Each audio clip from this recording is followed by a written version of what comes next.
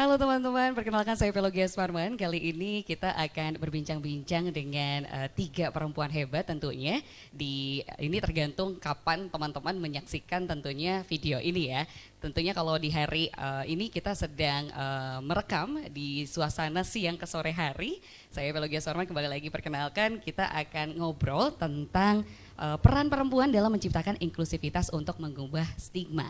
Dan ini situasi dari kenapa ada obrolan di kali ini teman-teman semua, karena dalam rangka memperingati International Women's Day, Nani Indarti, pendiri dari Unique Project Theater, mengajak para perempuan inspiratif nih untuk berbagi cerita tentunya dan juga mengenai berbagai hal yang juga sudah dilakukan untuk menciptakan perubahan, kemudian juga sebagai perempuan yang berdaya. Nah, ini nanti kita bakal ada 3 narasumber yang kita bakal tanya-tanya seperti apa sih kehidupannya selama ini. Apakah cukup ugal-ugalan atau lurus aja? Kemungkinan lurus kayaknya sedikit banget gitu ya. Tapi sebelumnya juga teman-teman sekalian, Gia akan perkenalkan dulu bahwa kali ini Gia nggak sendiri, melainkan ditemani oleh 4 orang nampaknya nih.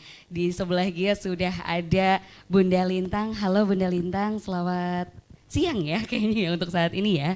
Halo, selamat siang. Bunda Lintang sehat keadaannya? Alhamdulillah sehat.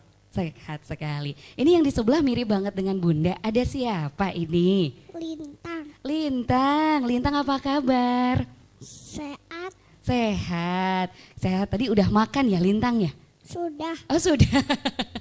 Walaupun saat ini perekaman prosesnya di bulan Ramadan, tapi Lintang berbeda sendiri ya. Lintang ini tidak puasa nampaknya ya Lintang ya. Sedang tidak berpuasa. Sedang tidak berpuasa teman-teman.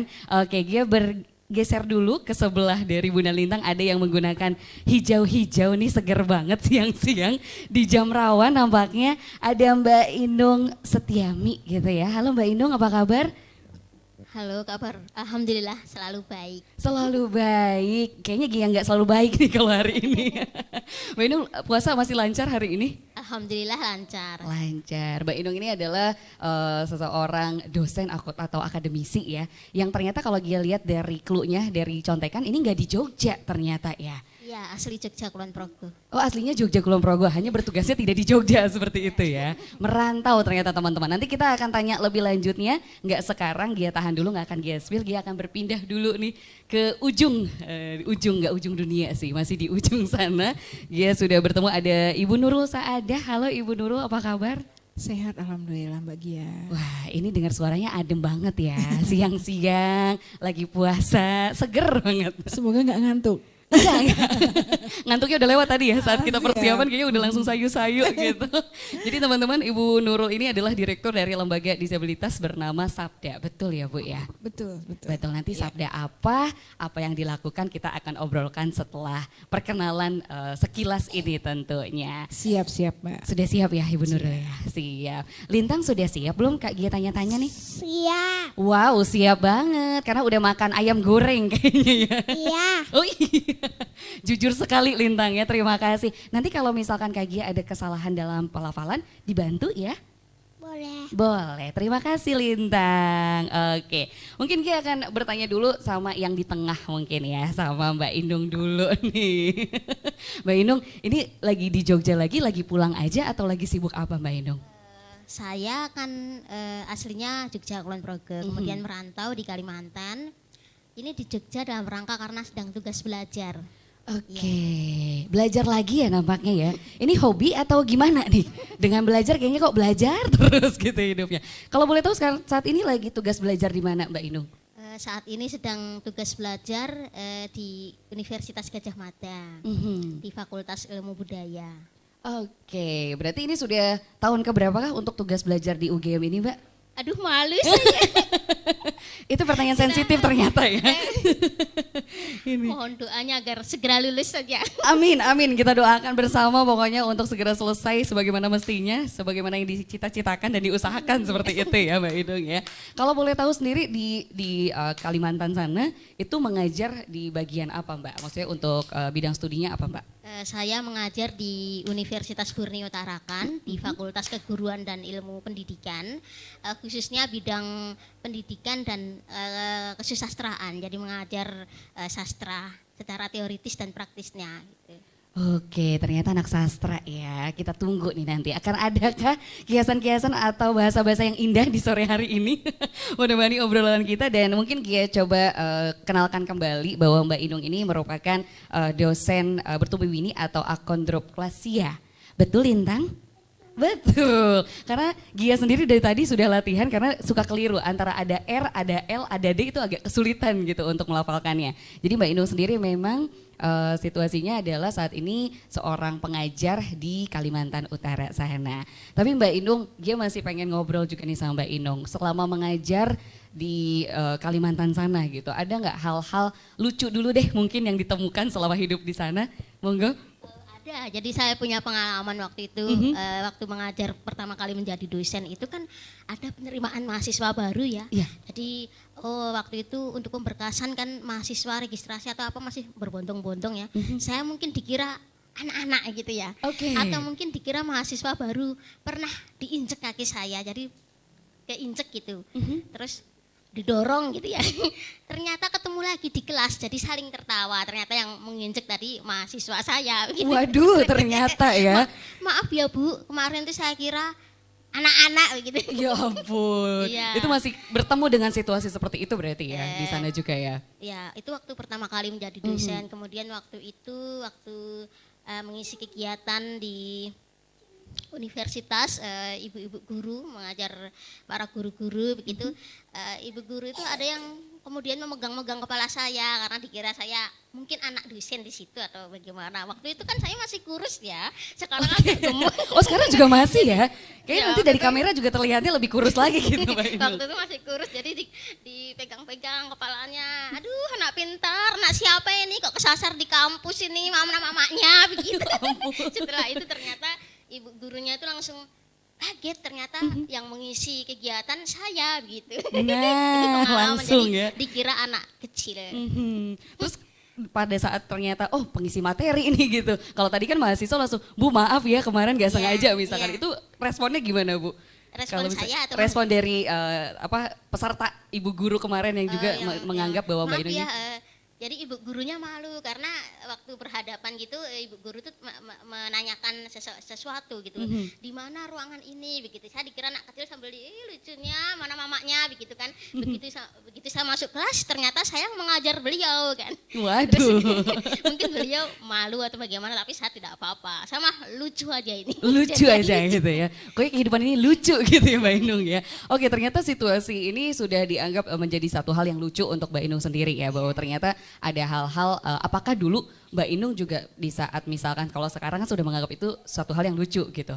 Kalau dulu sempat merasa ada nggak kalau kenapa ya kok dianggapnya gitu, kok orang nggak ngerti ya, ada gitu juga nggak Mbak Inung ya dulu di prosesnya sebelumnya?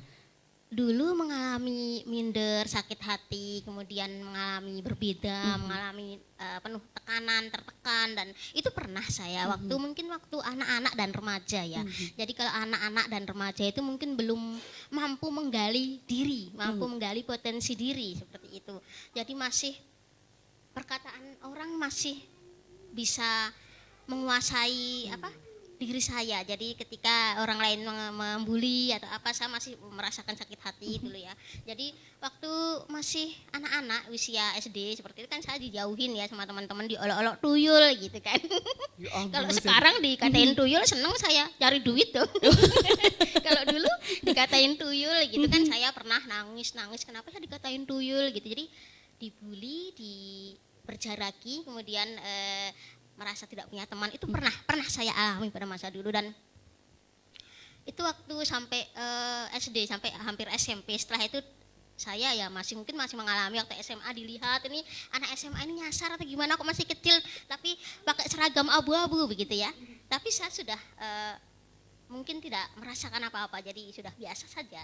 Sudah biasa saja ya. Jadi itu memang ada prosesnya, ternyata nggak semena-mena bahwa kita sudah aman kok dari awal misalkan gitu ya. Karena memang situasinya kadang banyak juga, itu kan tergantung sifat juga ya. Kadang ada yang memang gampang tersinggung, ada yang baperan dan lain sebagainya. Tapi melihat situasi dari Mbak Inung sendiri kayaknya memang apa-apa bisa dijalani dengan senyuman gitu ya Mbak Inung ya. Jadi biar awet muda aja kita terus-terusan gitu ya.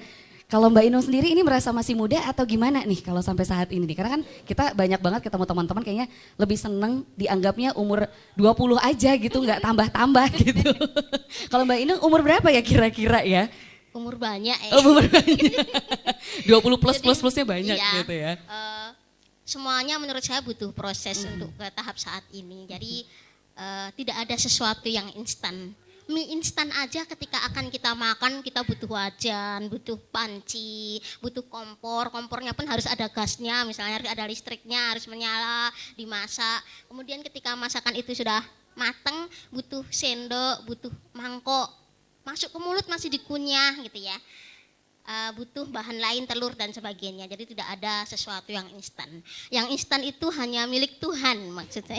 Itu pun Tuhan menciptakan sesuatu itu pun pasti ada rencana, pasti ada ini tujuannya untuk apa. Jadi sesuatu yang instan itu hanya milik Tuhan.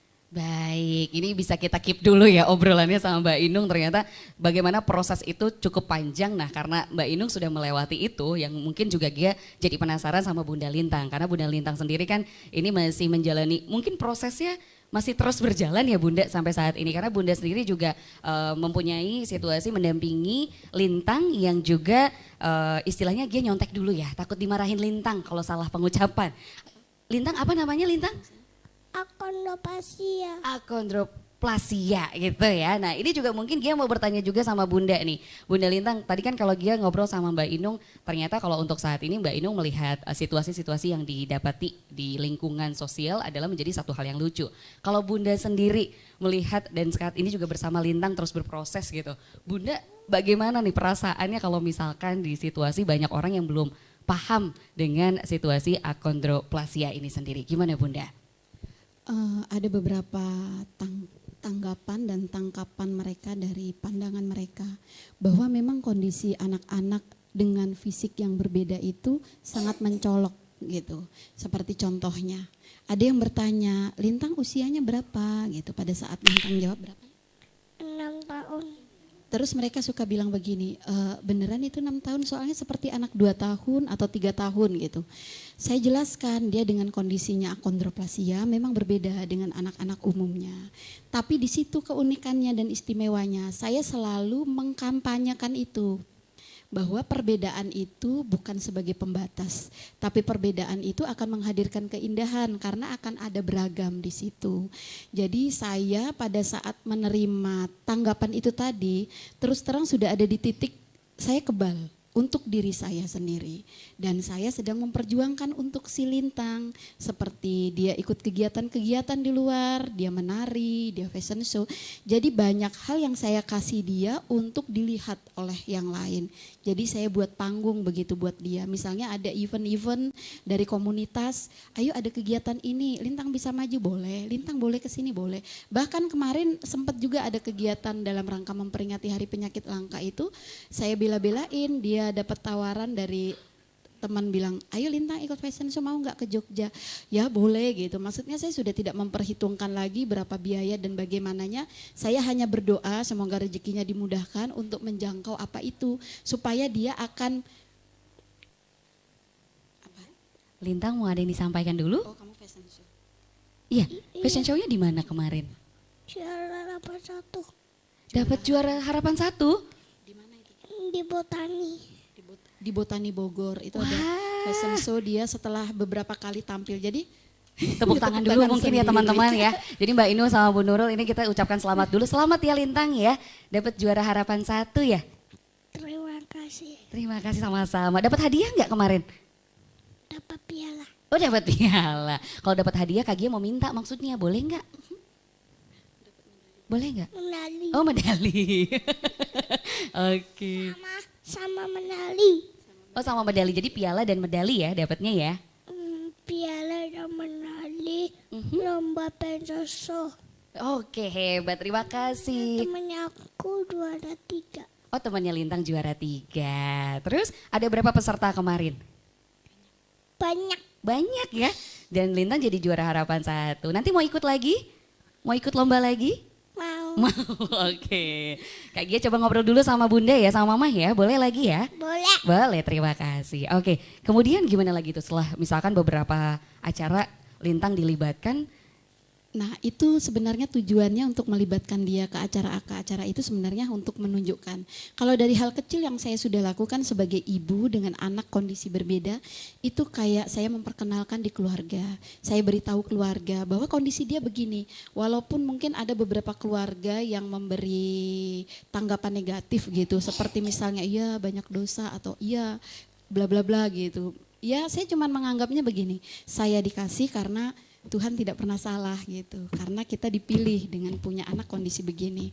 Karena saya percaya setiap anak itu punya kelebihannya masing-masing. Jadi saat ini tugas saya sebagai ibu adalah menggali potensi apa yang dia bisa. Jadi dia mau misalnya seperti dia suka fashion, suka fashion show, suka nari, bahkan dia sekarang lagi mau minta musik gitu, kayak mau belajar piano. Itu saya cuma memfasilitasi dia, nanti dia akan menemukan passionnya sendiri, dia akan menemukan bakat dan minatnya sendiri gitu. Jadi tugas saya hanya membersamai dia sampai di mana dan memberi keyakinan ke dia gitu. Memang dia berbeda. Nanti saya berharap suatu saat mungkin kalau dia dapat bully dari teman-temannya atau mungkin dia akan dapat hinaan-hinaan itu dari temannya, dia akan menjawab, aku ini ciptaan Tuhan dan istimewa begitu.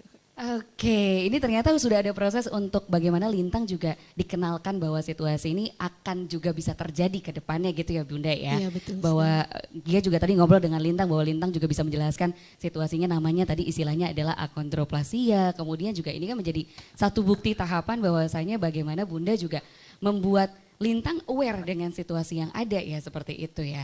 Oke, dia akan ke Bu Nurul dulu mungkin Bu, karena dari tadi kan dari Mbak Inung sendiri misalkan bagaimana kehidupannya bisa terus menjelaskan bahwa ya perbedaan ini tetap ada gitu, bahwa saya masih bisa berjalan, begitu juga dengan Bunda Lintang gitu kan.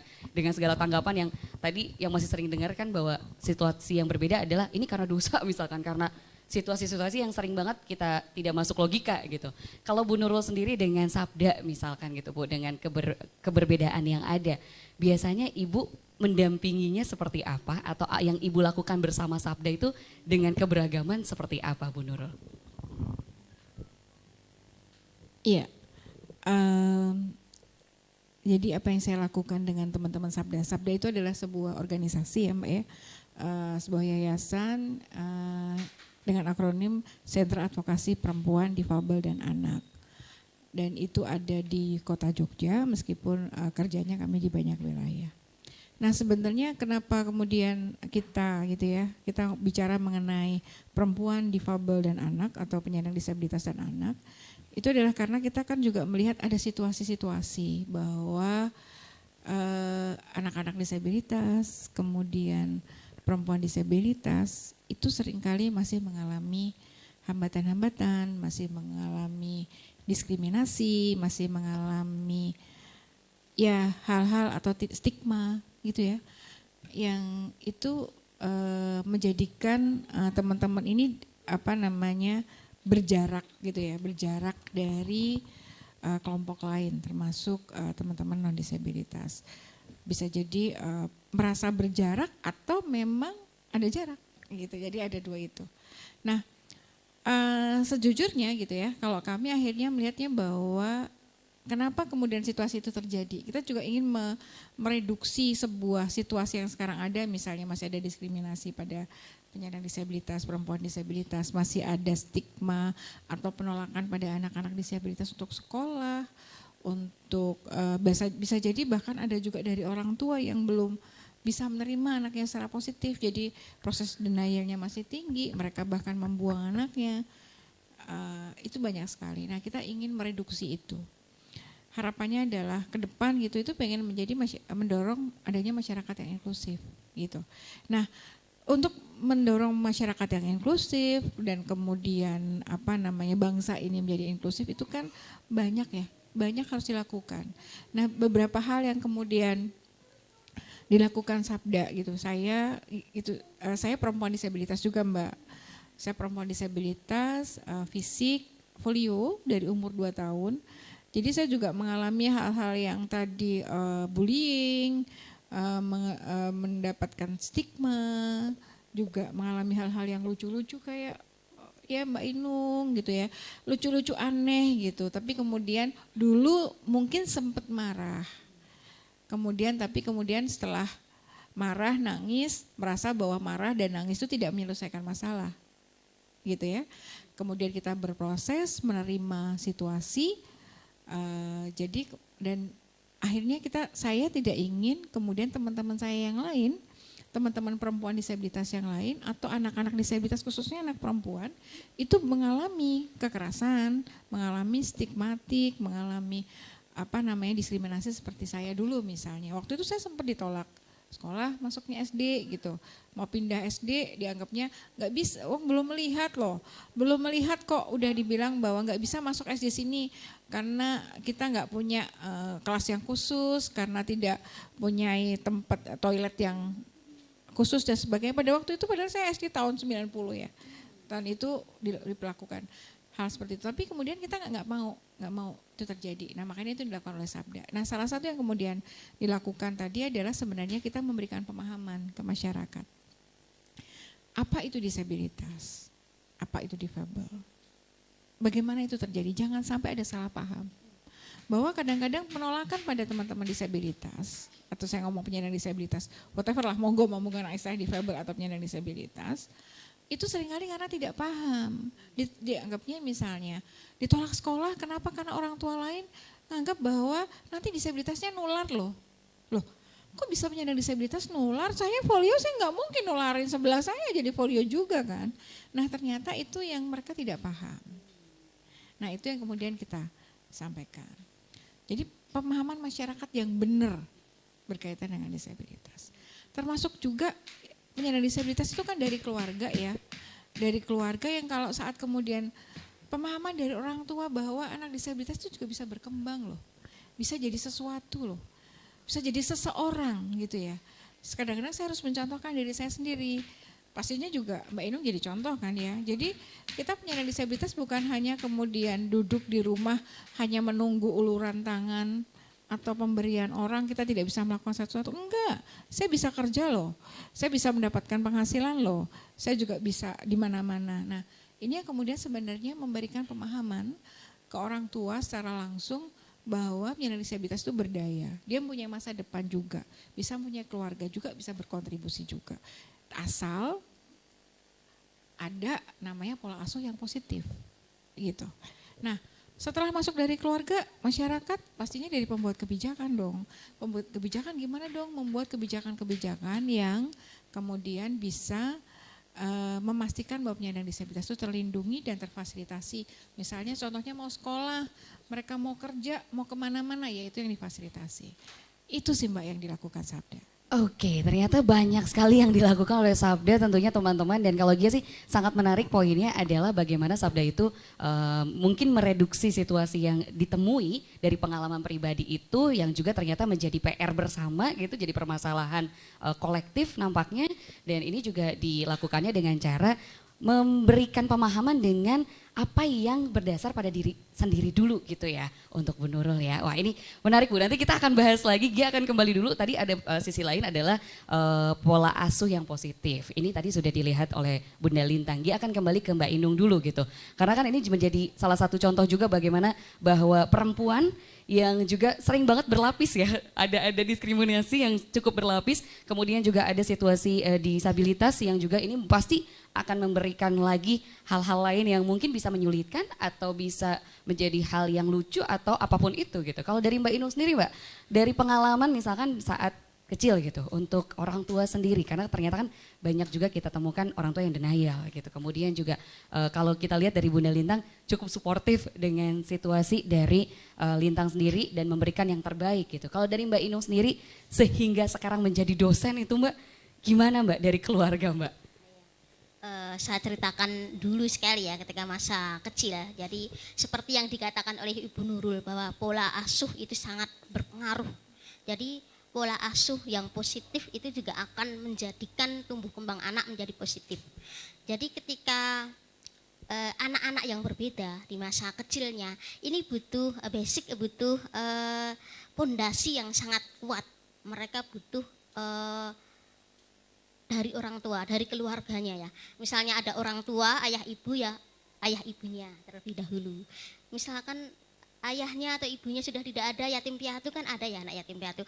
Itu harus dari keluarganya, nenek kakeknya, paman bibinya, dari faktor dari keluarga itu penunjang utama kekuatan mental. Jadi kekuatan mental spiritual harus dibangun dari masa anak-anak ketika mereka masih labil, masih mencari jati dirinya. Mereka harus ditumbuhkan, diberikan motivasi, diberikan semangat, hal yang positif, diberikan pemahaman, aku ini siapa, saya ini siapa gitu. Saya ciptaan Tuhan gitu. Harus dibangun spiritualitas dekat dengan Tuhan, bahwa tidak ada sesuatu ciptaan Tuhan itu yang diciptakan tanpa tujuan kan begitu ya. Itu yang pertama. Kemudian mentalnya juga harus dikuatkan bahwa saya memiliki daya guna, saya berguna, saya bermanfaat, saya bisa melakukan sesuatu. Ketika dari anak kecil ini sudah memiliki mentalnya bagus gitu, bisa percaya terhadap dirinya, bisa mengenali dirinya, memahami dirinya, kemudian pelan-pelan mengembangkan dirinya dan percaya dirinya, maka apapun bulian-bulian atau caci makian di luar sana itu seperti angin yang berhembus saja, tidak berasa apa-apa. Tetapi jika ini tidak dibangun di awal akan cepat rapuh. Dan ketika rapuh ini yang sangat berbahaya, mental yang rapuh itu sangat berbahaya seperti itu. Nah, dulu waktu saya kecil gitu, waktu SD itu sering sekali dibully. Saking takutnya saya hampir tidak mau sekolah.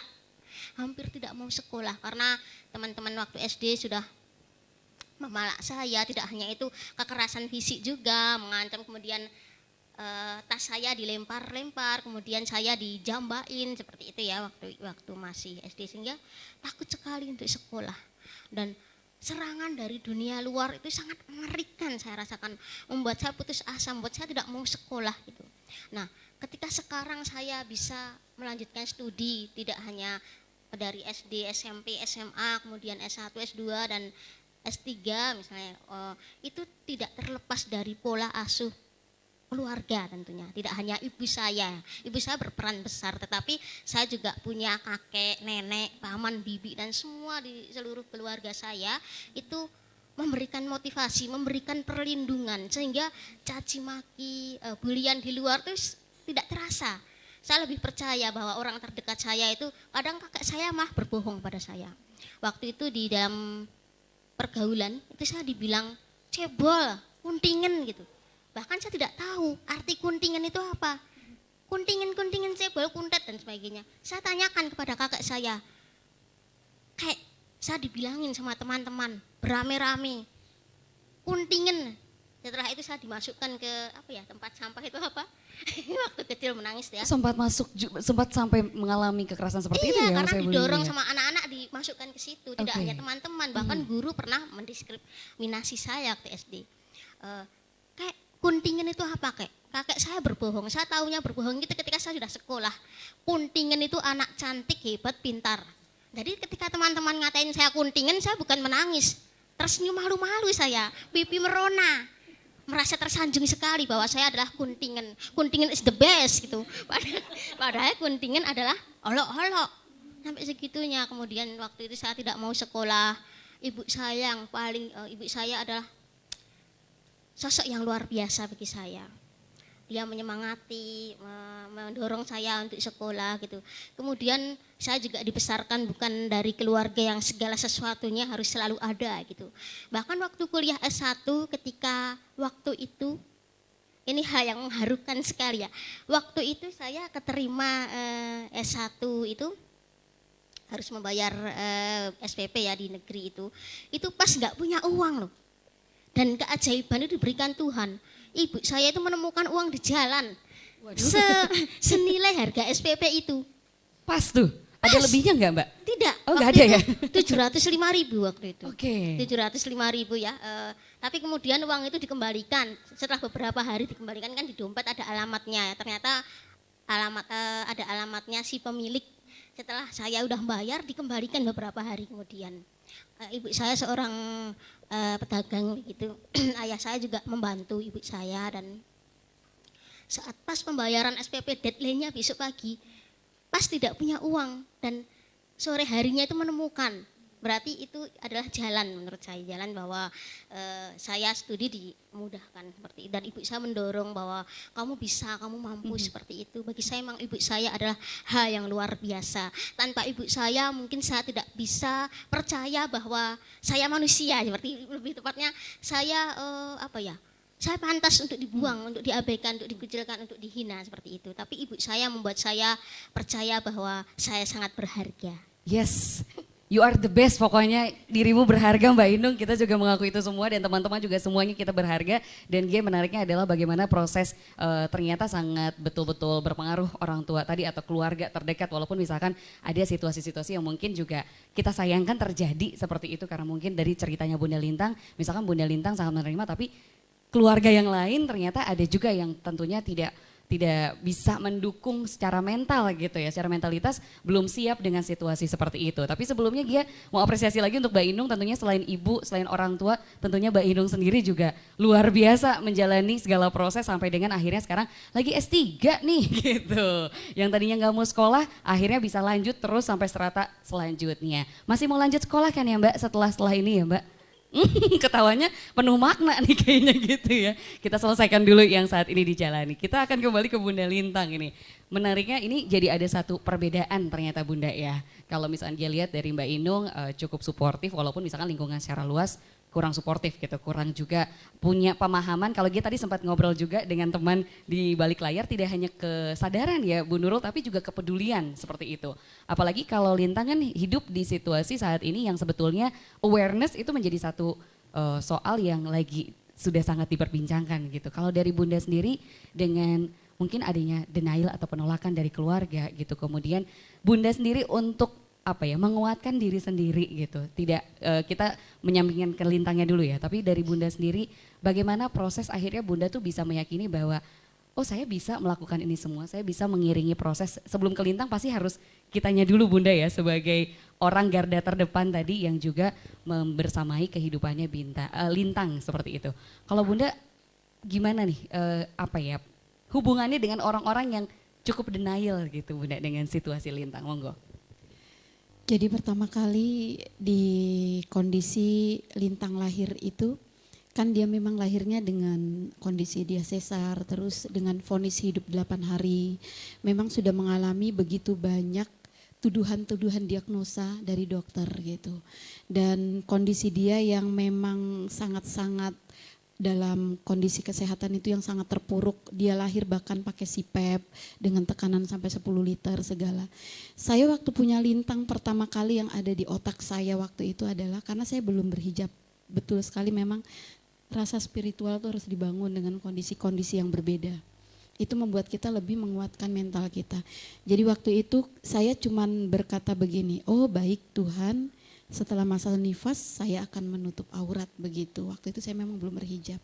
Ya cuman segitu aja. Jadi saya pikir Lintang hadir itu memang ada cerita yang akan dikasih dan ada hikmah yang akan dikasih. Terus saya mengalami seperti penolakan-penolakan dari keluarga.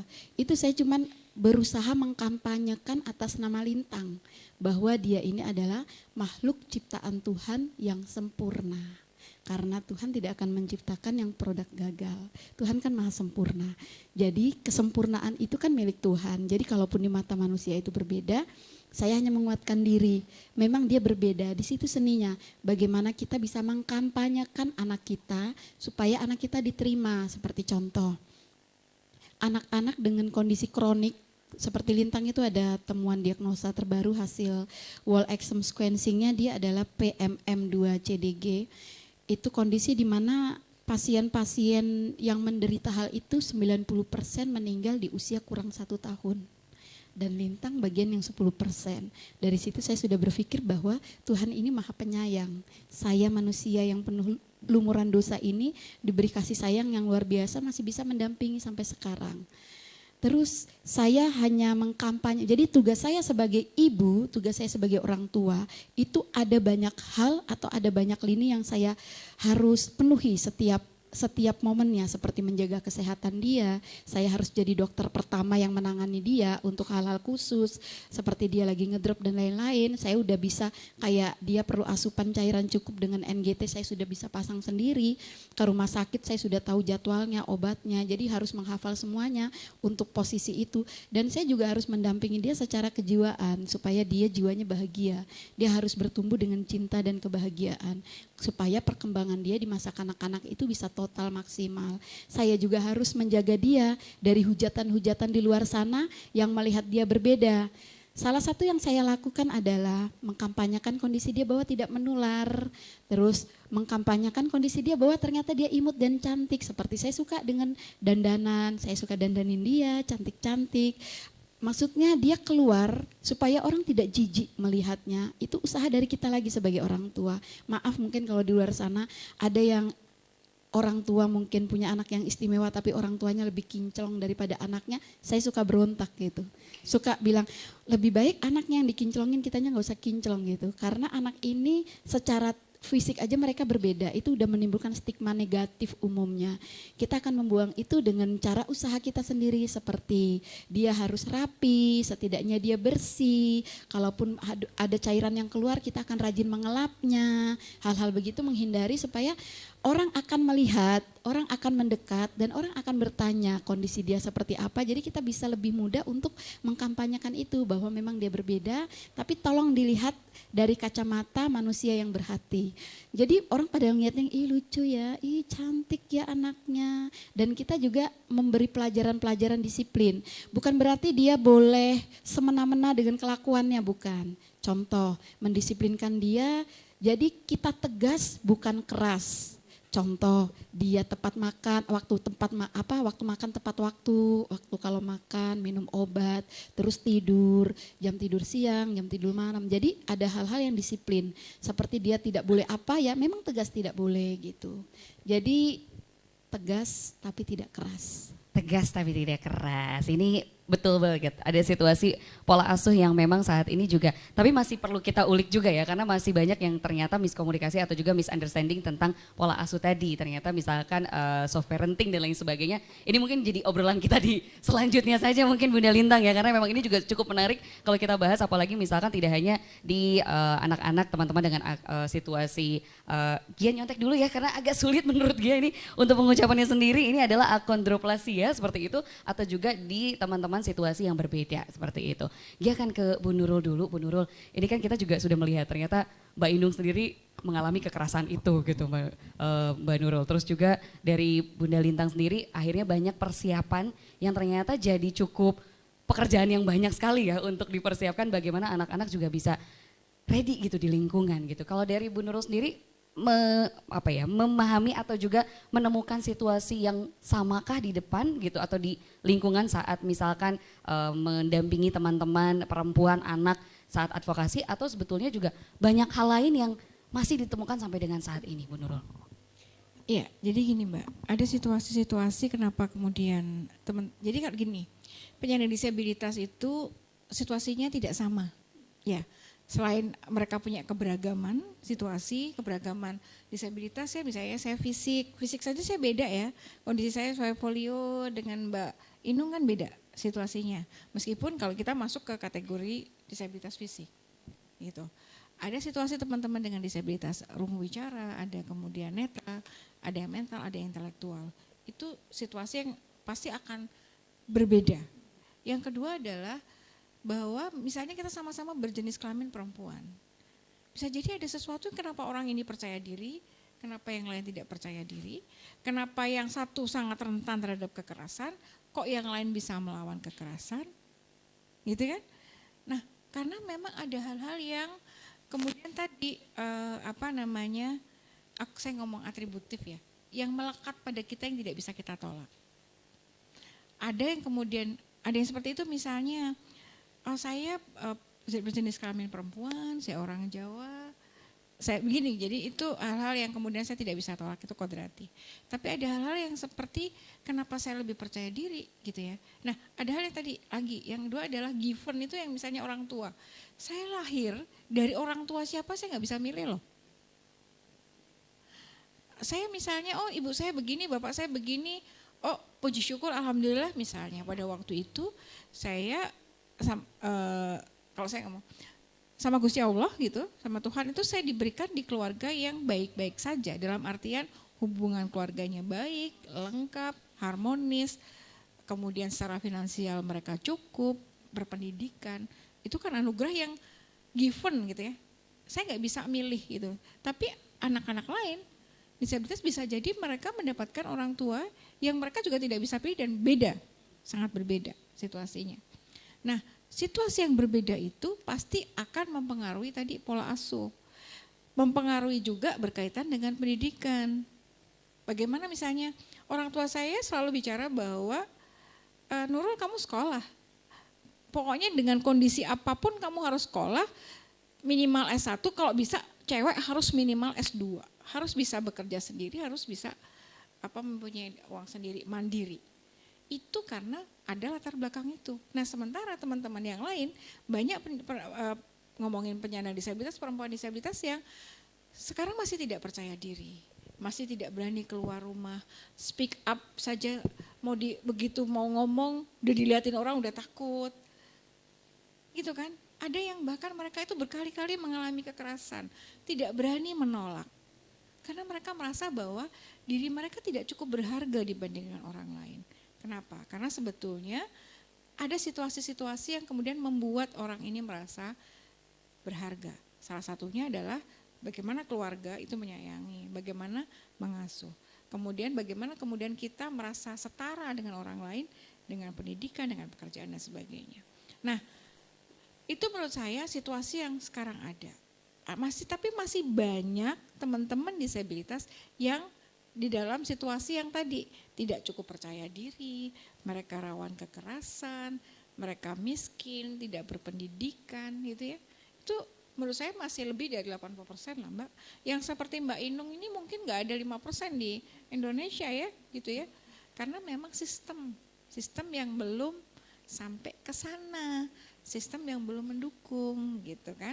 Nah sistem itu kan dari pemerintah, negara sampai ke bawah lah, sampai ke desa gitu. Nah seperti itu. Nah menurut saya ya itu, jadi bagian-bagian itu yang kemudian kita coba terobos ya. Kekerasan-kekerasan pasti akan ada, diskriminasi. Tapi bagaimana kemudian kita mendorong, kemudian lihat bahwa kami gitu ya, itu adalah bagian dari keberagaman. Kenapa kemudian saya gitu sambil tadi kalau Mbak Inung kampanye, Bunda Lintang juga mengkampanyekan, saya sebetulnya juga mengkampanyekan diri saya untuk menghilangkan stigma. Misalnya saya seorang perempuan disabilitas, saya meskipun saya sudah bekerja, kemudian menikah gitu. Di stigmanya waktu itu kalau mesti menikah pasti akan memberatkan suami, nggak bisa ngurusin apa-apa di rumah sendiri. Suami harus kaya, harus kemudian uangnya habis untuk saya ada asisten rumah tangga. Kalau punya anak mesti harus sesar, anaknya juga disabilitas.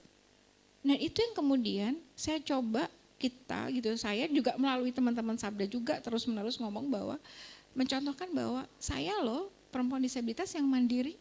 Saya menikah dengan pilihan saya sendiri. Saya kemudian bisa melakukan aktivitas domestik maupun publik, nggak ada persoalan. Saya punya 3 orang anak tanpa disabilitas dan saya melahirkannya tidak sesar. Nah, itu yang kemudian saya sampaikan ke banyak orang. Kenapa? Karena mungkin saya bisa lebih didengarkan saat ini, gitu ya. Dan kemudian saya juga sambil mengajak teman-teman perempuan disabilitas lain, ayo speak up. Kamu harus berani mencoba, meskipun, tapi saya lahirannya sesar, nggak apa-apa. Yang penting negara bayar kan sekarang, gitu kan. Akhirnya yang penting negara bayar, nggak harus suamimu bayar jual sapi gitu. Orang kan dulu teman-teman perempuan disabilitas pada takut menikah, karena takutnya kalau sesar udah diancam sama keluarga suami, nanti kalau kamu lahiran, anak kamu gak usah lahiran karena harus jual sapi gitu. Itu terjadi di teman-teman saya di Gunung Kidul misalnya. Nah saat kemudian ada jaminan kesehatan daerah di Jogja waktu itu sekarang, dan kemudian ada itu mereka gak harus kok jual ini. Negara sudah mendukung mereka dan lebih percaya diri bahwa ini hidup saya tidak kemudian mau direndahkan dan kemudian saya harus mengadvokasi lebih banyak orang. Itu Mbak. Itu ternyata yang dilakukan dari pengalaman pribadi kemudian dibawa kolektif dengan Sabda seperti itu ya. Tapi Bu Nurul kalau misalkan kita ulik kembali nih, Sabda ini sudah berdiri dari kapan? Sabda itu berdiri dari 2004 sebetulnya.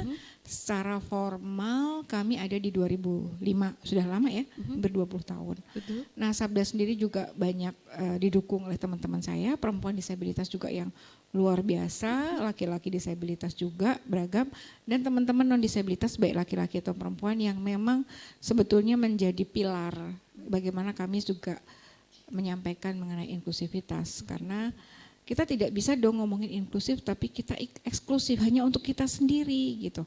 Nah, teman-teman disabilitas di Sabda pun beragam. Ada beberapa teman-teman yang fisik, ada yang polio, ada yang amputi. Kemudian juga ada yang teman-teman dengan disabilitas netra, ada teman-teman disabilitas mental, ada juga intelektual ada. Bahkan kami juga punya teman perempuan disabilitas tuli dan dia adalah psikolog. Psikolog ternyata ya. Itu juga berarti untuk keterlibatannya juga cukup besar di situ ya untuk bagaimana misalkan advokasi ke depannya atau masing-masing akhirnya diberikan tugas setelah bergabung atau sebetulnya sebelum bergabung itu sudah tahu mau apa yang mau dilakukan gitu. Jadi kan kalau teman-teman kan kalau di Sabda itu kita berbasis pada kapasitasnya ya. Jadi dia punya background apa dan sehingga dia mempunyai kemungkinan peluang bekerjanya itu di bidang yang mana. Karena kan memang ada advokasi kebijakan, rata-rata yang bergabung adalah yang basicnya hukum atau visipol gitu ya. Atau kemudian teman-teman tadi yang keuangan ya berarti mereka basicnya di ekonomi. Kalau tadi teman yang tuli itu adalah dia basicnya psikolog. Kemudian kita punya unit layanan penanganan kekerasan. Nah kemudian kita jadi dia waktu itu belum percaya diri untuk kemudian karena sering banget masih ditolak ya sama kalau mau jadi psikolog, kenapa psikolognya tuli susah gitu ya. Nah tapi kemudian kita coba gitu ya. Meskipun dia masih belajar, tapi kemudian pertama dicoba untuk menangani kasus-kasus tuli juga. Kan ada konselornya kan bukan hanya atau psikolognya bukan hanya tuli aja, ada beberapa gitu. Tapi kemudian setelah itu sekarang dia sedang belajar untuk menangani kasus-kasus yang non tuli. Nah posisinya kan akhirnya kita ngomongin dukungan apa yang bisa kita lakukan sehingga dia bisa bekerja dan ke depan dia akan lebih dihargai oleh orang lain. Misalnya tidak di Sabda lagi, dia akan bekerja di tempat yang lain, dia tahu bagaimana bekerja dan orang lain tahu bagaimana cara dia bekerja. Nah ini adalah bagaimana mengkampanyekan secara tidak langsung, inilah sebenarnya perlindungan dan dukungan pada perempuan disabilitas, bagaimana dia bisa berdaya dan dihargai oleh orang lain, dan tadi ke depan akan ada masyarakat yang inklusif juga. Jadi harus ada kontinuitas seperti itu ya, keberlanjutan. Untuk Mbak Inung dan juga Bunda Lintang sebenarnya kalau penasaran boleh juga ditanyakan. Jadi bantu Gia mungkin ya, biar nggak sendiri aja yang nanyanya gitu. Boleh kalau misalnya ada yang pengen ditanyakan bisa langsung saja ini juga. Nah ini menarik juga bagaimana ternyata prosesnya dari masing-masing perempuan yang hadir bersama kita teman-teman, ternyata dinamikanya cukup beragam dan ups and down-nya cukup terasa. Bagaimana misalkan Bunda Lintang yang juga masih mendampingi Lintang dengan usia yang masih di umur 6 tahun seperti itu. Kemudian Mbak Inung juga yang terus berjalan dengan usia, walaupun usia hanya numeris ya Mbak ya, tapi jiwa muda adalah absolut gitu. Dan juga bersama Bu Nurul juga ternyata dari tahun 2004 terus menjalani kampanye-kampanye yang baik secara langsung atau tidak, ternyata tidak langsung ke orang luas ya, tapi dibalik itu juga bagaimana misalkan teman-teman yang tergabung di Sabda tersendiri dulu disadarkan, dibangun dulu kepeduliannya untuk diri sendiri, barulah bagaimana juga ke orang sekitar seperti itu. Baik, ini cukup menarik juga, Gia bakal coba ngulik lagi cerita dari Bu dosen nih, Bu dosen. Dari itu Bu dosen tuh senyum-senyum aja, semoga masih aman belum ngantuk ya Bu dosen ya gitu.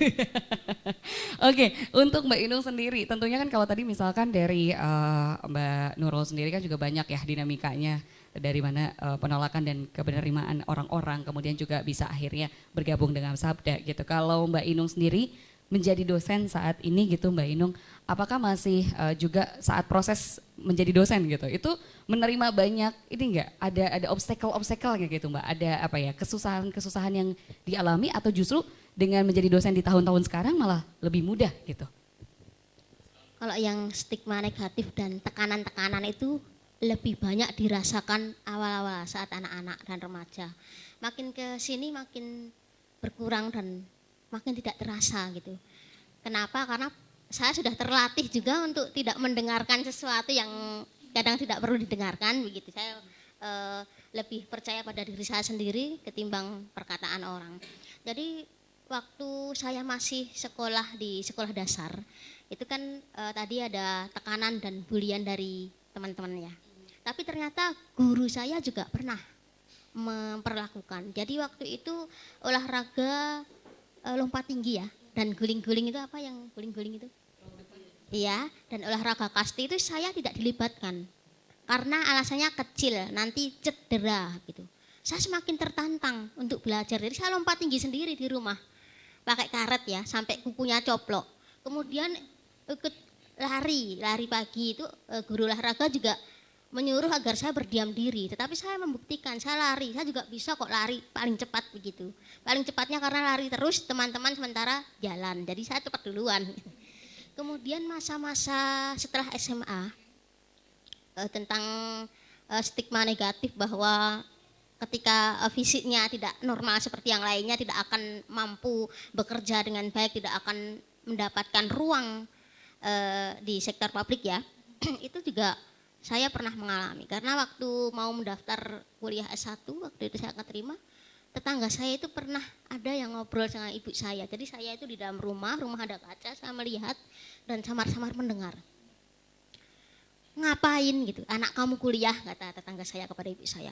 Ngapain anak kamu kuliahkan, orang kita hidup di desa dan biaya kuliah juga mahal, lagian kayak cantik-cantik aja anakmu disekolahkan, anak saya yang cantik aja saya kawinkan begitu. Terus ibu saya, tidak, anakku harus sekolah, anakku harus kuliah gitu. Dan saya melihat dengan mata kepala saya sendiri bahwa ada kesedihan di raut wajah ibu saya gitu. Awalnya saya itu tidak tertarik untuk kuliah gitu. Pertama ya tentu biaya, dan kedua saya ragu-ragu untuk apa seperti itu. Tapi karena ibu saya terus memotivasi, ditambah saya mendengarkan anggapan tetangga bahwa untuk apa sih orang pendek di sekolah? Nanti mau apa? Mau jadi apa? Mau kerja di mana? Apakah ada tempat kerja yang akan menampung kamu? Apakah kamu bisa melakukan sesuatu? Dan saya melihat ibu saya itu menyimpan kesedihan dengan seperti itu. Dan saya ingin orang yang saya sayangi dan saya cintai jangan sampai merasakan kesedihan itu. Saya membuktikan diri, semakin termotivasi bahwa saya harus melanjutkan studi. Saya harus membanggakan orang tua saya gitu. Jadi saya kemudian masuk dengan semangat masuk kuliah S1. Waktu itu pertama kali saya mendaftar di Institut Seni, kemudian sama di Universitas Negeri Yogyakarta waktu S1, kedua-duanya keterima. Kemudian saya pertimbangkan, kemudian saya masuk di jurusan Sastra Indonesia S1 Universitas Negeri Yogyakarta. Jadi kemudian itu sudah membuat ibu saya senang sekali, ibu saya merasa senang. Jadi saya studi juga karena dorongan ibu saya. Meskipun sebelumnya saya untuk apa? Mau jadi apa gitu. Mengajar pun kamu tidak akan bisa. Tapi saya bisa mengajar gitu waktu pertama kali jadi dosen. Bahkan saya juga ketika mengajar itu memang papan tulisnya tinggi ya. Kalau misalnya orang-orang yang bertubuh normal bisa menguasai menulis papan tulisnya itu, menguasai itu. Kalau saya tidak terlalu menguasai, maka saya harus mengandalkan LCD, langsung cangkeme dewe. Jadi suara saya setidaknya harus keras gitu ya. Oke. Oh ternyata Langsung LCD-nya cangkeme. beda ya itu ya. Udah mikirnya oh LCD, oh berarti pakai elektronik. Oh ternyata beda ini Ya, teknologinya ya. langsung dari tubuh. Selain pakai LCD elektronik, saya juga harus punya LCD di dalam tubuh saya, langsung cangkeme dewe gitu.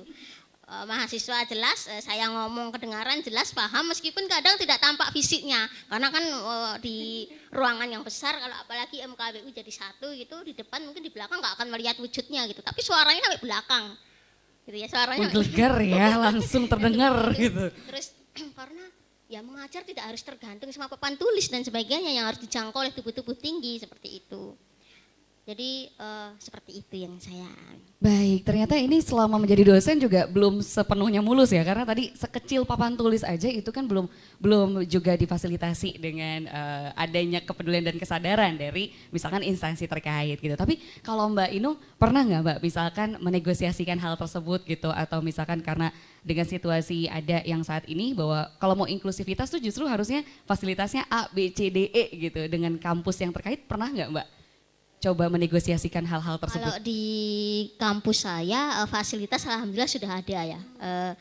Papan tulis itu memang agak tinggi, itu memang saya sebelum datang begitu. Kemudian tempat ceklok tangan itu kan tinggi. Kemudian ketika saya datang di situ di Universitas Borneo Utara kan cekloknya diganti sama staf dipendekkan. Diturunkan sehingga saya terjangkau gitu. Fasilitas LCD juga sudah ada, sudah memadai alhamdulillah. Cuma ketika harus menggunakan fasilitas yang untuk orang normal gitu, yang papan tulisnya tinggi gitu, saya tidak bisa menjangkau semuanya. Jadi saya mengandalkan langsung Cangkeme Dewi tadi. Dan kadang saya itu tidak sadar kalau saya itu pendek. Oke. Kadang Ada situasi saya seperti itu juga ya, karena kita memang merasa sama aja gitu ya Mbak ya. Jadi saya menganggap bahwa saya itu seperti yang lain. Kadang saya tidak sadar kalau saya itu pendek, begitu tidak sadar. Dan baru sadar itu ketika misalnya masuk ke bank misalnya. Masuk ke bank itu kan terasnya tinggi betul. Jadi saya ngeranggeh begini gitu. Kadang orangnya harus berdiri. Ini ada tangan bergerak-gerak tapi kepalanya tidak kelihatan gitu, ngeranggeh gitu. Jadi harus berdiri gitu. Atau misalnya masuk ke kantor pos, dulu kan saya sering mengirim buku ke kantor pos. Kantor pos itu jangkauannya melebihi tinggi badan saya. Jadi harus ngeranggeh gitu. Seperti itu. Oke, jadi memang di awal juga masih menemui ya. Ternyata apa jangan-jangan di kampus menjadi dosen pertama yang akondroplasia ini, Mbak? Yang mini, mini saya. Oke, jadi mungkin kedepannya semoga sudah banyak kesadaran dan kepeduliannya lebih lagi ya dari kampus terkait atau juga di kampus-kampus lainnya. Dia bakal ke Bunda Lintang dulu, mungkin Bunda ini kan yang ditemukan langsung oleh orang-orang dewasa ya gitu. Kalau Lintang sendiri kan kita masih menemukan mungkin prosesnya akan masih panjang, masih bisa diiringi oleh Bunda sendiri gitu. Tapi kalau misalkan Bunda pernah nggak mengalami bahwa Lintang juga mengalami atau menemukan kesulitannya dari fasilitas umum misalkan di saat Bunda tidak di sampingnya atau Bunda lagi entah lagi duduk atau lagi gimana gitu Bunda, silakan. Kalau kesulitan-kesulitan di fasilitas umum sejauh ini belum ya, karena kan Lintang masih saya dampingi total gitu. Jadi saya lebih ke sekarang bayangan dia gitu, jadi dia di mana ada saya gitu. Bahkan kalaupun saya tidak ada, saya bisa menitipkan seperti pas lagi kontrol, karena Lintang masih kontrol rutin. Di RSCM itu masih seminggu 2 kali. Nah itu untuk mengatasi tadi, dia tidak bisa menjangkau seperti dia kan ada keterbatasan kemandirian karena ukuran tangannya yang berbeda. Dia belum bisa pakai baju sendiri, lepas baju sendiri, sikat gigi sendiri, ada banyak hal yang dia belum bisa lakukan sendiri. Jadi dia lagi sedang mengerjakan terapi, okupasi terapi dengan rutin itu seminggu sekali di RSCM dan 1 harinya itu bisa ke poli lain karena masih banyak polinya. Apalagi dengan keluar diagnosa baru tadi, Lintang mulai dari nol lagi, kayaknya harus mulai lagi untuk mengenali kondisi terbaru dia. Dan untuk fasilitas umum lainnya lebih ke kayak ada kemudahan. Kalau saya ya di Jakarta itu ada kemudahan. Seperti saya bersama dia sedang naik kendaraan umum di kereta ataupun di busway gitu, mereka otomatis langsung menyediakan, oh silakan duduk gitu, diberi fasilitas. Sejauh ini sih saya merasa bahwa memiliki Lintang itu adalah sebuah prestasi gitu buat saya gitu. Jadi kayak saya diberi hadiah yang luar biasa dan dimudahkan segala urusannya gitu. Semenjak punya Lintang itu saya justru merasakan lebih terbangun rasa bersyukur, rasa bersabar, rasa ikhlas dan kepekaan terhadap sekeliling ya. Lebih seperti itu. Oke baik, ternyata situasinya memang masih jadi proses lain karena ada kondisi lain juga dari Lintang yang terus secara medis mungkin ya Bunda ya, ini juga yang masih harus diterapi dan juga pengobatan lainnya. Tapi gini Bunda, kan namanya manusia kita suka mengalami kelelahan gitu atau juga mungkin ada situasi-situasi yang wah ini lagi capek banget nih untuk mendampingi Lintang gitu. Biasanya Bunda lakukan apa sih Bunda kalau lagi stres banget atau capek banget gitu? Nah biasanya itu di saya berada di RSCM saya suka kayak menampung hal itu gitu. Maksudnya saya itu tipe yang kalau lagi kondisi tidak baik-baik saja atau lelah begitu, yang saya lakukan adalah nih secara diri sendiri ya, saya paling ngopi atau misalnya nyoklat gitu, lebih ke kayak asupan yang menenangkan, kopi, coklat. Terus saya juga bertemu dengan teman-teman yang membawa dampak positif gitu, yang oke, kita jalan yuk nongkrong kemana gitu, atau cuman sekedar naik kereta aja ngajak dia healing. Ya tapi ujung-ujungnya sih sama Lintang juga ya, kadang pengen me time gitu, cuman akhirnya kebayang lagi. Karena saya selalu berpikir begini, Lintang pernah terdiagnosa hidup 8 hari. Saya tidak akan pernah menyia-nyiakan walaupun sedetik waktu itu. Jadi saya selalu memanfaatkan apapun dengan dia. Jadi saya sudah nge-pressure diri saya sendiri untuk tidak lelah, untuk tidak capek. Walaupun ada rasanya nanti, oh iya lehernya tenggeng nih, berarti tekanan darah naik ini. Ini tanda kurang tidur. Paling nanti waktu dia tidur, saya curi waktu untuk tidur juga. Terus saya juga sering kayak ada teman-teman, kalau misalnya ada teman-teman yang saya selalu buka layanan 24 jam buat teman-teman curhat kadang. Jadi teman-teman geng kalau lagi sharing gitu, saya selalu buka kesempatan itu karena pada saat kita menerima beban lain, sesungguhnya beban kita yang dikurangi. Saya percaya itu. Baik, ini juga menjadi cara yang berbeda-beda pastinya di setiap orang gitu. Kalau dia lehernya kenceng gitu ya, itu karena mungkin saldonya berkurang gitu. Beda situasi ternyata ya, kalau itu ya, beda situasi. Oke, kalau Bunda ternyata karena lelah tapi masih bisa mencari teman-teman misalkan bersama gitu kan, terus juga ngopi-ngopi Ya gitu boleh ya. dengan kayak kita, nih contohnya kalau saya tekanan darah naik, saya minum omega. Oke. Boleh dengan kayak konsumsi multivitamin seperti itu. Lebih ke kayak sebenarnya mau dengan kondisi apapun lebih ke jiwa kali ya. Iya, iya. Kalau pada saat jiwa kita happy gitu, kita menerimanya dengan bahagia, baik-baik saja, saya rasa semua akan baik-baik saja. Karena saya percaya apapun yang menjadi takdir kita itu sudah menjadi cerita yang tidak bisa diubah. Cuman cara menangkap kita kalau itu berbeda, hasilnya akan berbeda. Contohnya Tuhan memberi apapun buat kita dan kita berterima kasih. Contoh, anak kamu, oh ya nggak apa-apa Tuhan, oke. Saya kerjakan, maksudnya diterima balik dengan penguatan batin bahwa kita bisa, itu akan seperti dia dulu pernah terdiagnosa suspek Edward sindrom itu, terus pernah terdiagnosa juga sindrom Down. Banyak hal tertuduh gitu, saya bilang oke, nggak apa-apa Tuhan, walaupun ternyata gantinya lebih dramatis. Itu maksudnya saya pada saat kita diberi apapun dan kita tersenyum manis dengan yang pemberi itu tadi, terima kasih, saya kerjakan, siap misi dijalankan. Baik, ternyata ini tergantung terhadap mindset gitu ya. Ini menarik sekali kalau dia dari tadi menangkapnya mindset di sini sudah punya mindset masing-masing dan juga bisa dikembangkan akhirnya sesuai kebutuhannya masing-masing gitu. Bagaimana misalkan dari Mbak Inung sendiri yang tadinya nggak mau sekolah jadi terus aja sekolah malahan ya gitu sampai nggak bosan-bosan gitu. Kemudian juga betul sampai menjadi fasilitator pendidikan juga gitu di salah satu kampus. Kemudian juga Bunda Lintang dengan perkembangan Lintangnya sendiri. Tapi semoga Bunda selalu sehat dan juga selalu menemukan celah-celah untuk bisa memanjakan diri ya untuk juga terus mengisi amunisi Bunda seperti itu. Kita kembali ke Mbak Nurul, ini tentang mindset, ini menarik sekali. Bagaimana juga misalkan Sabda kan juga kalau dia lihat kehadirannya juga kembali ke mindset gitu. Tapi beberapa hal yang dilakukan sejauh ini bersama Sabda yang berkaitan dengan mindset seperti apa Bu Nurul biasanya dengan teman-teman dari Sabda sendiri atau juga teman-teman penyandang disabilitas yang lain atau mungkin juga langsung dengan berkaitan dengan tadi regulasi dan lain sebagainya. Iya, kalau bicara Sabda kan tentu saja kita ada setidaknya ada 4 kelompok yang kita advokasi atau kita kita dekati, ingin kita ubah terkait dengan perspektif atau mindsetnya. Yang pertama adalah tentu saja teman-teman disabilitas. Teman-teman disabilitas sendiri bagaimana mempunyai berpikir positif terhadap dirinya sendiri. Bahwa kita sebetulnya sama dengan orang yang lain. Bagaimana kita bersikap secara positif, bagaimana beretika, attitude-nya, kemudian bagaimana tadi bersuara dan sebagainya, memperlihatkan kalau kita mempunyai kapasitas dan punya kemampuan. Menurut saya itu hal yang kemudian kami lakukan juga baik di internal ataupun eksternal di luar lembaga Sabda, tapi komunitas-komunitas dampingan.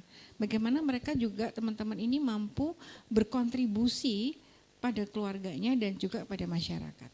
dengan kondisi disabilitas seperti apapun. Karena kita itu yang pertama adalah bahwa orang bisa menghargai kita kalau kita menghargai diri kita sendiri, iya kan? Tidak ada orang yang boleh melakukan kekerasan kita karena kita sendiri juga harus menghargai. Dan orang menganggap kita berdaya kalau kita bisa berkontribusi sedikit apapun. Nah saat kemudian kita berkontribusi, maka kita juga bisa tadi yang step kedua, kita juga sebetulnya mengubah mindset dari keluarga. Orang tua dari anak-anak disabilitas.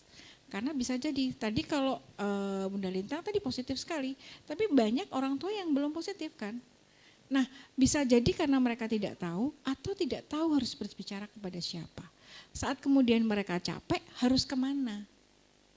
Nah inilah yang kemudian kita dukung, kita ajak bicara, kita ubah mindsetnya. Dengan contoh, dengan cara mereka bisa mengenali anak-anak mereka sendiri, bagaimana kemudian mereka melihat potensi-potensi yang dimiliki anak dan sesuatu yang di luar yang bisa support. Gitu. Jadi ini yang kemudian kita ubah mindsetnya. Begitu melihat mereka sudah mulai bahwa anak saya, ini adalah anak saya harus saya terima, dia bisa menjadi seseorang ke depan, itu sudah luar biasa. Mereka akan berusaha untuk kemudian mendukung orang tua yang lain. Seperti contohnya tadi Ibu Lintang tadi juga bisa mendukung keluarga yang lain.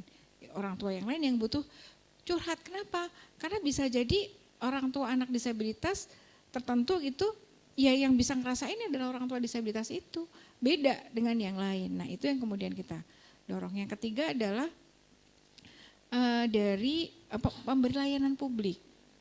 Nah pemberi layanan publik itu kadang-kadang tadi Mbak, jadi ngelihatnya kita itu aneh, makhluk yang langka gitu ya, jarang-jarang ketemu gitu. Jadi ngelihatnya dari atas ke bawah, kanan, kiri, jadi mau ngelayanin aja masih bengong, nanyanya lama. Kita mau beli apa nanya, mbaknya sakit ya loh, terus gimana? Mbaknya kok gini sih gitu. Tapi itu kan sesuatu yang kenapa? Karena mereka kita anggaplah mereka nggak paham.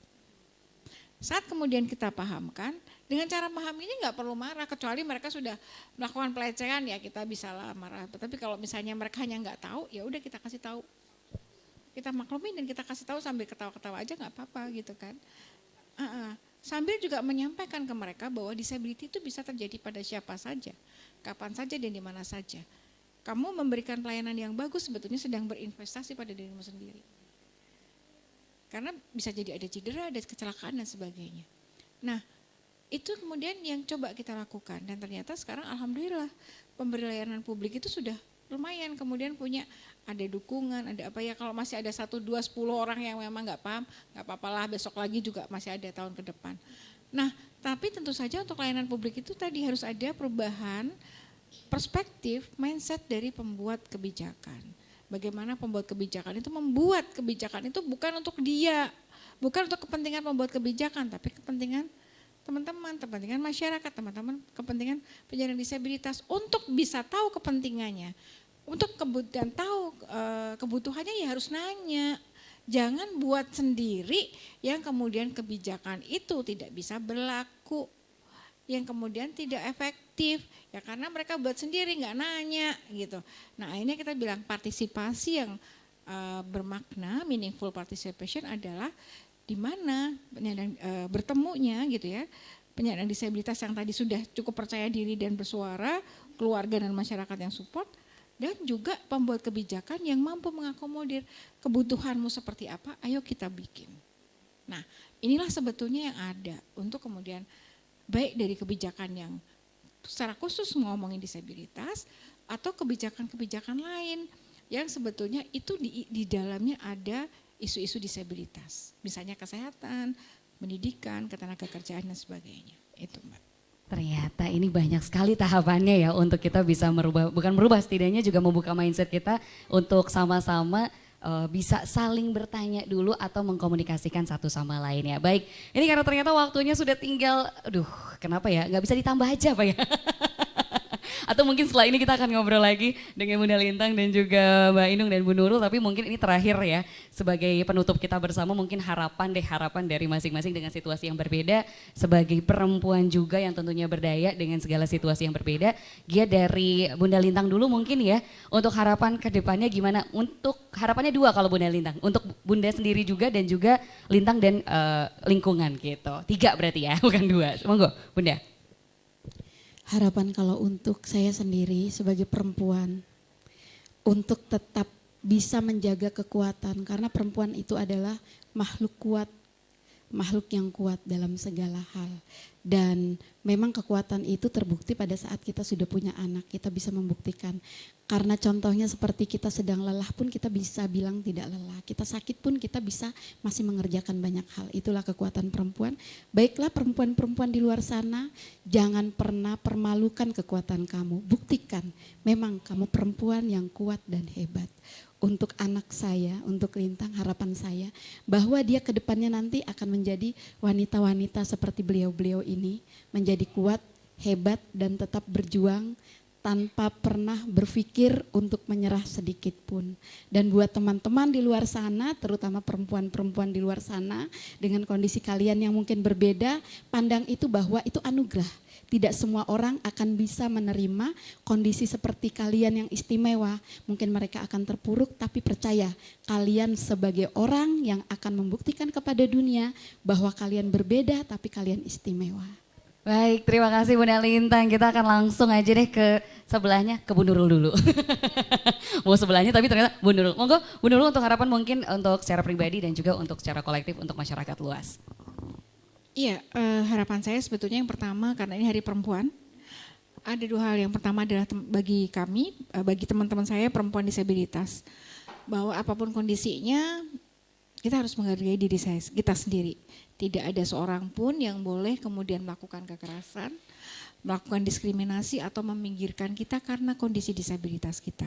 Dan bagaimana untuk dihargai adalah bagaimana kita bisa berkontribusi, kita bersikap dengan positif, dan juga kita bisa memperjuangkan isu-isu kita, isu-isu perempuan disabilitas yang lain. Bagi perempuan-perempuan, terutama perempuan yang mempunyai anak-anak disabilitas, tetap percaya bahwa anak-anak ini punya masa depan. Bahwa mereka bisa menjadi seseorang yang berhasil dengan pola asuh yang positif. Dan bagi Indonesia, bagi bangsa ini, bagi negara ini, tetap berupaya untuk membangun bangsa inklusif, bangsa yang kemudian seperti dulu niatnya untuk didirikan negara ini adalah berbineka tunggal ika, dan disabilitas adalah bagian dari keberagaman itu yang tidak untuk didiskriminasi atau mendapatkan kekerasan, tapi harus didukung menjadi bagian dari warga negara Indonesia. Terima kasih untuk Bu Nurul. Ternyata Bhinneka Tunggal Ika juga tidak tunggal ya, dalam artian pendefinisiannya bisa sangat mendalam itu. Semoga kedepannya memang harapan kita untuk secara luas negara juga bisa betul-betul inklusif seperti itu. Yang terakhir nih, pamungkasnya nih dari Mbak Inung. Monggo Mbak Inung, harapan untuk diri sendiri sesama perempuan dan juga untuk bangsa atau negara kita. Silakan. Harapan untuk diri sendiri, semoga saya tetap selalu bersyukur atas apa yang ada dalam diri saya dan apa yang telah saya capai begitu. Untuk harapan saya kepada para perempuan untuk menjadi perempuan yang berdaya, perempuan yang penuh semangat, penuh motivasi, perempuan yang selalu ingin mengembangkan diri, perempuan yang menyadari bahwa dirinya sangat berharga. Itu saja. Baik, terima kasih banyak. Tepuk tangan yang luar biasa untuk ketiga narasumber di pagi hari ini. Di pagi dong, kebiasaan siaran pagi kayaknya ya, siang ke sore gitu. Semangatnya pagi. Terima kasih Bunda sudah dibantu gitu. Baik, sekali lagi saya ucapkan terima kasih untuk Bu Nurul dan juga Mbak Inung beserta Bunda Lintang. Dan Lintang, terima kasih banyak ya sudah bantu Gia di sini ya. Terima kasih. Sama-sama. Sama-sama. Semoga Lintang selalu semakin menemukan apa yang Lintang sukai ke depannya, oke? Semakin berani juga, dan lomba-lomba juga keinginan Lintang sendiri, oke? Oke. Oke, terima kasih banyak sekali lagi untuk teman-teman semuanya. Terima kasih sudah bergabung dan juga yang menyaksikan dimanapun, kapanpun dan seperti apapun situasi kita. Semoga apapun yang kita cita-citakan bersama, yang mana peran perempuan dalam menciptakan inklusivitas untuk mengubah stigma, ini bisa kita ambil sedikit dari cerita 3 orang yang baru bisa kita hadirkan. Tapi tentunya masih banyak sekali cerita-cerita lainnya dan juga bagaimana realitas di luar sana yang sebetulnya bisa kita jalani bersama dan tentunya juga kita iringi sebagai keberagaman itu sendiri. Untuk itu Gia wakilkan untuk Bu Nurul, Mbak Inung, Bunda Lintang dan Gia sendiri pamit. Terima kasih, sampai jumpa.